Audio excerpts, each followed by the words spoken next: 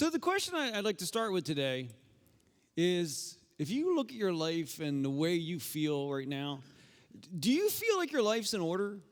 Do you feel like things are like just like you want them to be? Like you wake up and you're like, man, whew, this is perfect. Everything's just like I want it.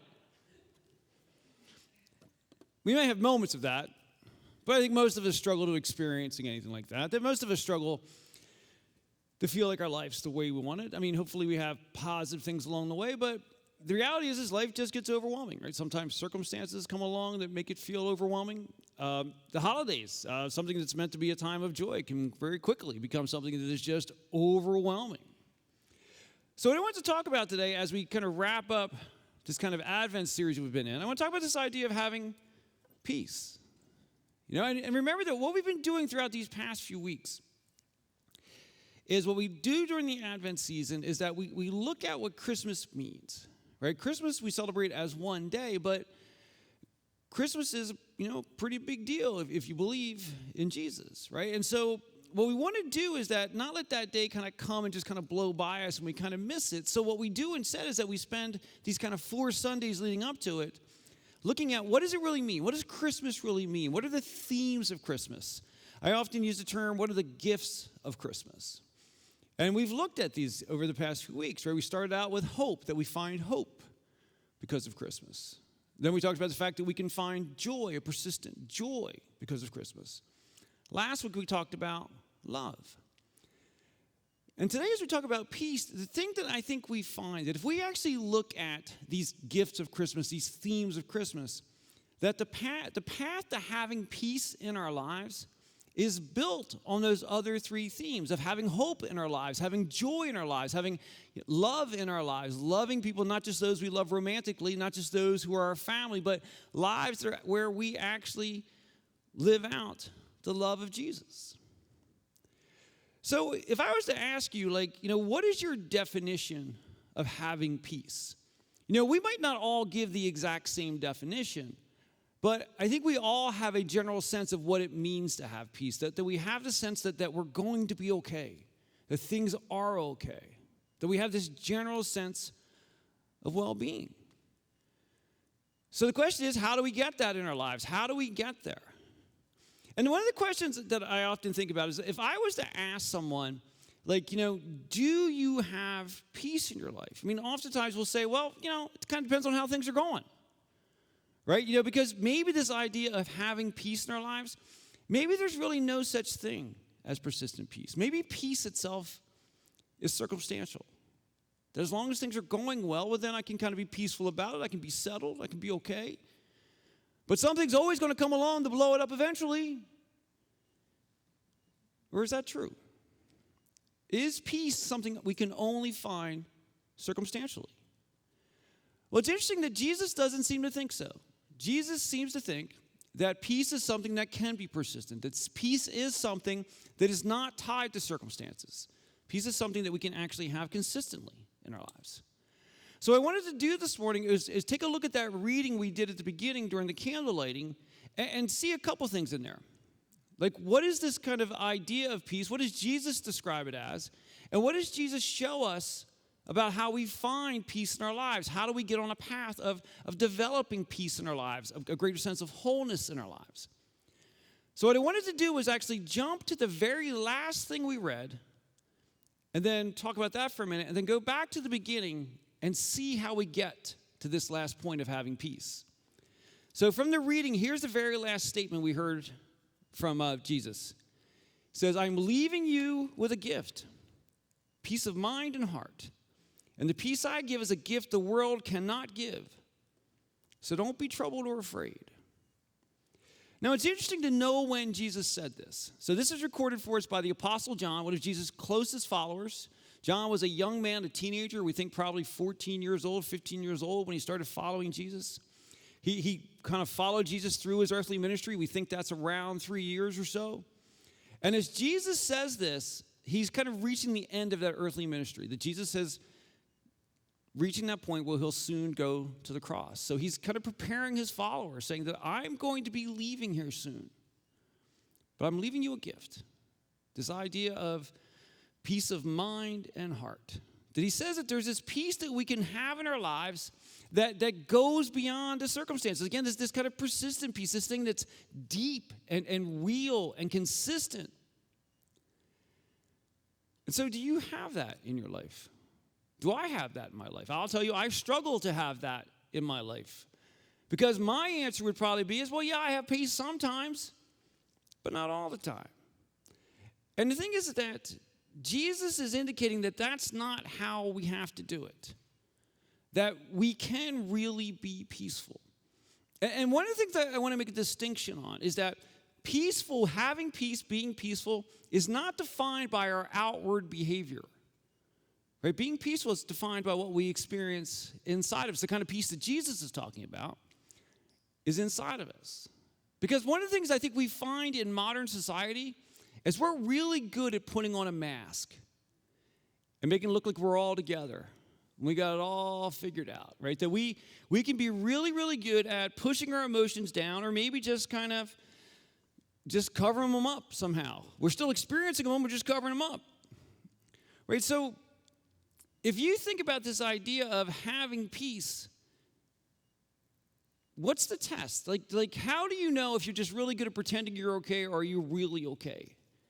And so one of the things that I've talked about over the past few weeks is that I think one of the best tests for how well we're doing is how much little things annoy you, right?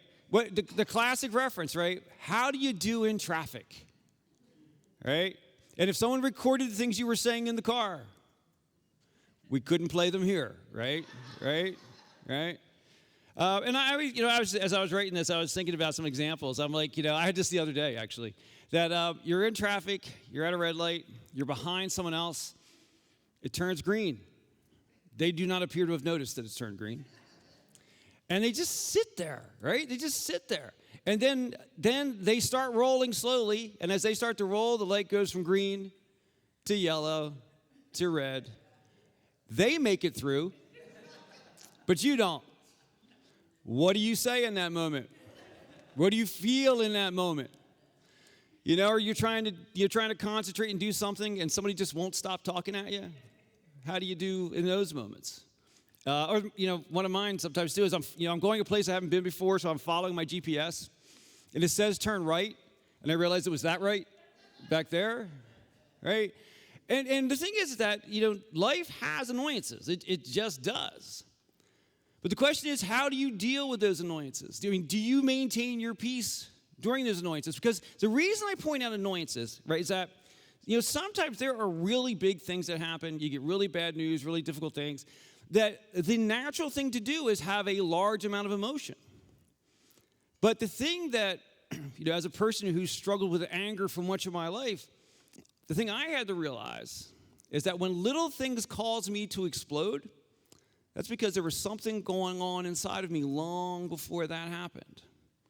And so that's why I always ask us to look at how we deal with those small things.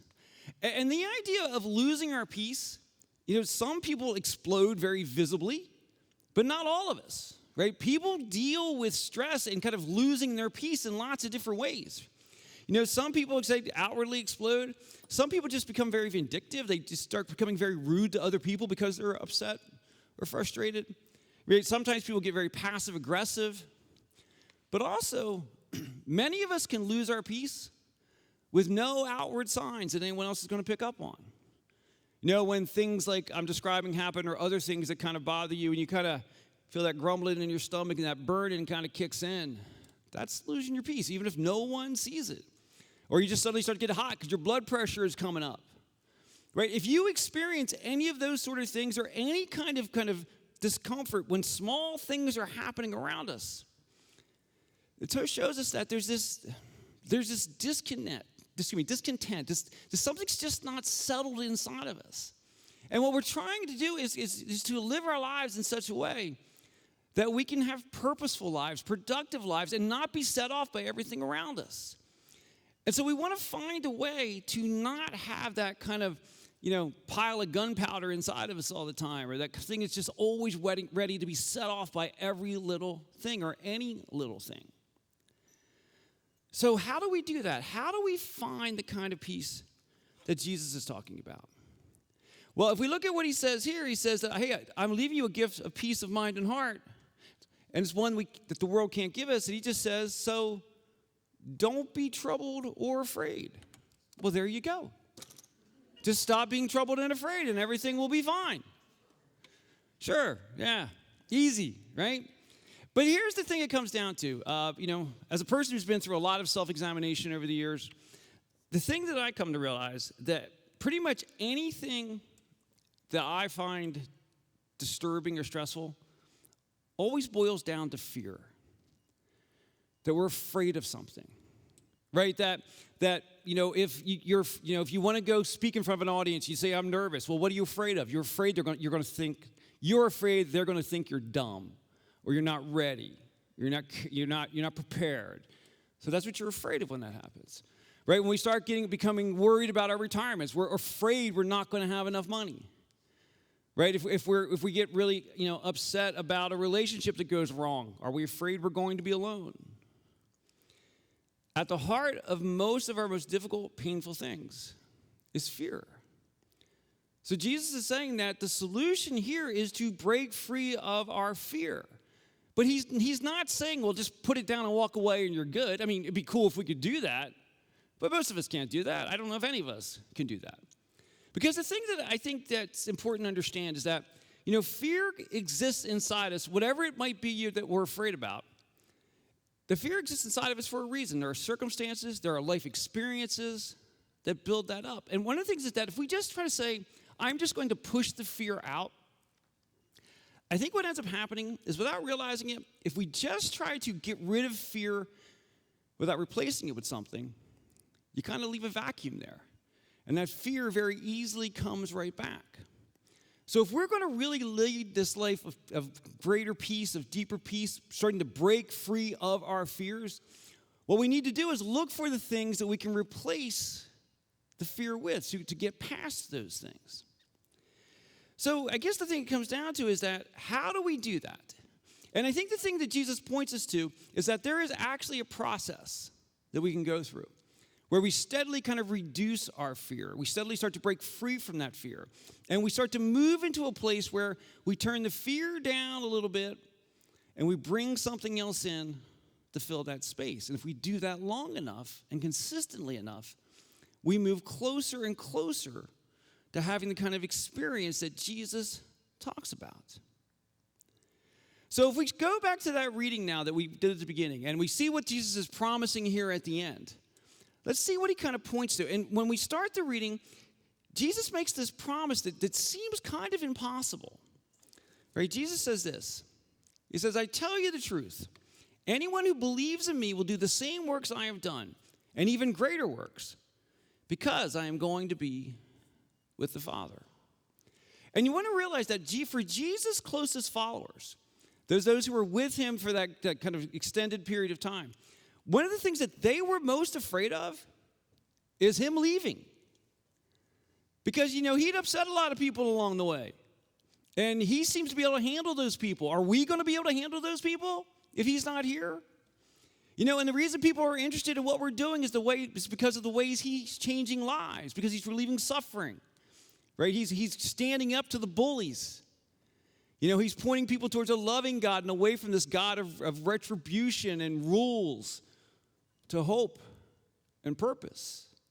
And he knows how to do that, but how are we going to do that? And Jesus says, because I'm leaving, you will be able to do those things. But to do that, you've got to follow a path.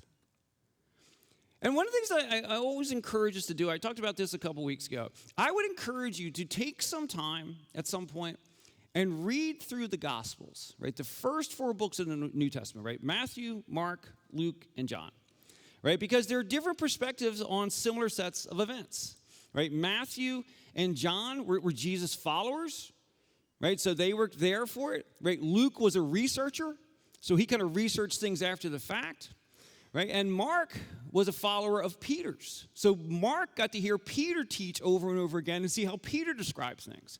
And so you get these kind of 4 different viewpoints of what's going on, right? And one of the things that I like to do is if you read through the Gospels, look at the interactions that Jesus has. When Jesus talks about doing the same sort of things I've done, what is he talking about? Well, you notice that Jesus dealt with religious bullies a lot, and he stood up to them.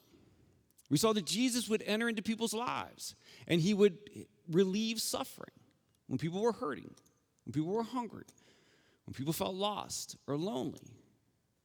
He got involved, and he chose to make a difference. Jesus maintained his cool, maintained his peace, and made it a point to transform the lives of people he interacted with. So how do we get on a process of finding that sort of thing? And Jesus points to this answer here. He says that if we're going to do the same sort of things he's done, how do we get started? Well, he says, anyone who believes in me will do those things. So it starts with faith. Right? It starts with faith that Jesus is who he says he is, and that he did what he said he would do. Now, this doesn't mean it has to be a blind faith. We're not asking for blind faith. We're simply saying being open to it and reading through the scriptures and talking with other people about it and coming to an understanding that he is who he said he is, that he did do what he said he would do, that he would provide us a path of restoration to God. The term we often use for that is being saved, by putting our faith in Jesus, that he has restored our relationship with God, trusting that it's not about us being good enough. It's about trusting the work that he did, that on that very first Christmas day, the very embodiment of God's love, Jesus came to earth as a baby. He grew to be a man, and on that, what we call Good Friday, died on a cross for us, and what we call Easter, rose again from the dead to give us restoration. It's having faith that that's the case. And if we have that faith, that brings us hope. That brings us this reality that God seeks life with you, a journey with you so much that he was willing to have Jesus do the work to restore that connection, to put us back together. But one of the things that's really important to remember is that it starts with faith, but it doesn't stop with faith. Because Jesus indicates that when we actually have faith in who he is, it's not a kind of once saved, always saved situation. To be clear, I'm not saying that's not a true statement. But when people say, I put my faith in Jesus, it doesn't matter what else I do, Jesus doesn't seem to be okay with that. Because Jesus says there should be a natural reaction to that faith, that as you put your faith in Jesus and you find this hope that we have in Jesus, he says the natural reaction should be what?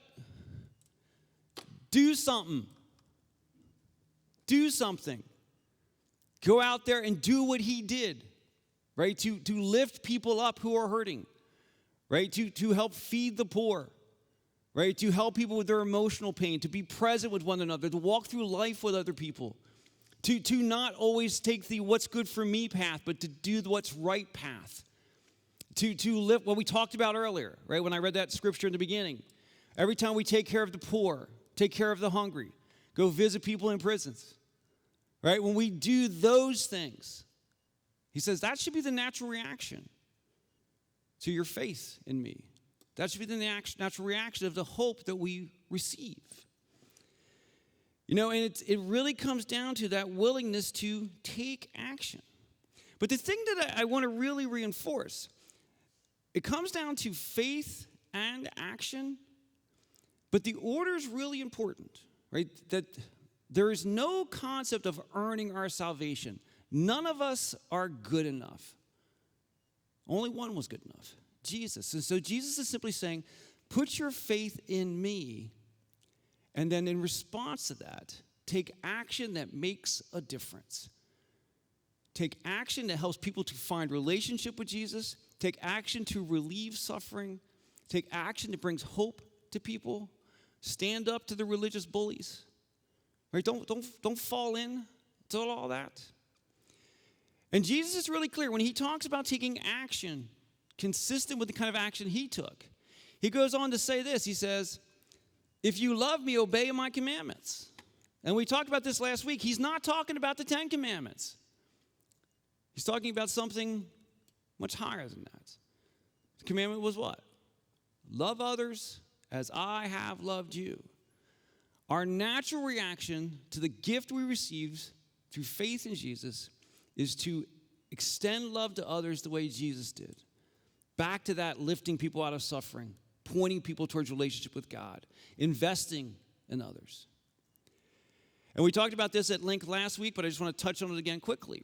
A big part of embracing Jesus' love for us and loving others as he loves us is really powerful in our relationship with Jesus and with God, because God's love for you and for me is so deep, it is unfathomable. God will never love you more than he loves you right now, and he loves no one more than he loves you, because he loves each of us completely. But it's hard to fathom that. But the way we start to understand in some small way his love for us is by extending that love to other people. That through our actions, we extend the love of God to other people. And as we start to love other people and we start to serve other people, we become more anchored in that love. And we become more aware of God's love for us. As we become more aware of God's love for us, the response to that is to love others more, to serve others more, to show up more, to do more for others who are hurting, to point people to Jesus. And you get into the cycle of becoming not just an outlet through which the love of God flows, but you become more filled, more conscious of that love, more aware of that love. And as we become more aware of that love, that leads to joy. A sense that we will be all right no matter what happens, no matter what we're dealing with. A persistent sense that we're okay. And through those things, the hope we find through faith, right, the joy that we have by actually living, the love that we have, the hope that we have through faith, the love that we experience by loving others, and the joy that that leads to, when you put those things together, you now have something that can displace the fear, right? Because if you look at Jesus' life, what made his life so powerful is he had such a clear sense of purpose. He knew what he was here to do, and he made it a point to continue to do it. The way that we have a fuller life, a richer life, is to understand that you have a purpose. I say it all the time. You were created on purpose with a purpose. God is calling you into action to be someone who shows up and impacts other people's lives. And as we do that, that sense of purpose linked with this hope, hope, easy for me to say, right? Hope, love, and joy that we have inside of us, as we do that, it displaces the fear, it pushes it out, and we start to have peace and meaning and direction. And that creates a transformation in our lives. But there's still another part to all this. That achieving this sort of thing is not something we do on our own. Right? And I think that many of us have times in our life where we feel like there's something missing in our lives. Like we're seeking something more. You know, and often we try to use lots of things around us to fill that need. Well, if I make more money, then I'll be okay. Right? If I had more prestige, if I had greater recognition, then I'd feel better about myself. You ask rock stars about how well that works out.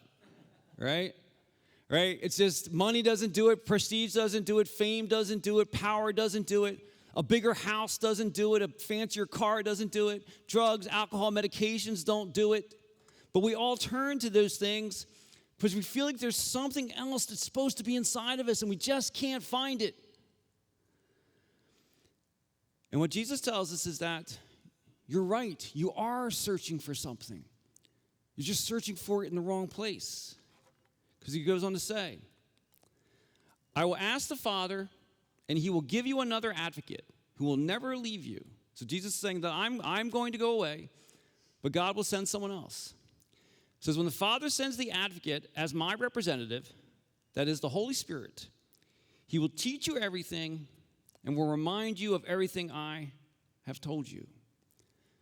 See, the point that Jesus is making here is that we are called to do bigger and greater things. And the fact that we feel like something is missing is because it is. But when we put our faith in Jesus, the very Spirit of God dwells within us. And that Spirit begins to guide us, begins to lead us. I mean, Jesus talks about how it gives us better understanding. As we look at the words of Jesus, as we read through our Bibles, we get greater clarity over things. As we pray for next steps in our lives, we start to get a sense of direction and understanding.